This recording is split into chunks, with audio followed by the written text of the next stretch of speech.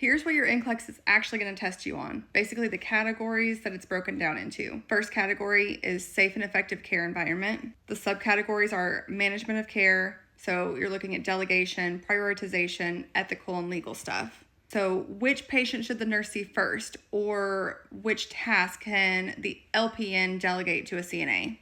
Another subcategory is safety and infection control. So you're looking at isolation precautions, fall risk, and med errors. An example, like what PPE is needed for C. diff, or which patient is at greatest risk for falls. Second category is health promotion and maintenance. So your subcategories of this are going to be growth and development, screenings, education, and prevention. Some examples might be what vaccine should a 2-month-old receive, or which teaching is most appropriate for a first-time pregnant patient. The third category is psychosocial integrity. So you're looking at mental health, therapeutic communication, crisis intervention. An example might be what's the best response to a patient with anxiety, or which behavior is most concerning in a depressed client.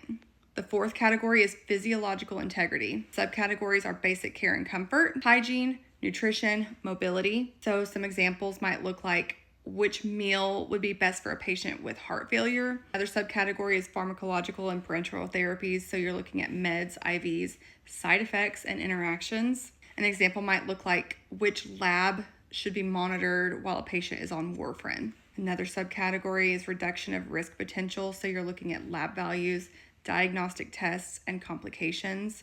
So an example of that might look like which finding after surgery requires immediate action. Physiological adaptation, you're looking at acute care, fluid and electrolytes, and emergencies. So an example of this might be like which ABG result indicates respiratory acidosis. Again, it's not about remembering everything. It's about knowing what's safe, what's critical, and what the nurse should do first, prioritizing.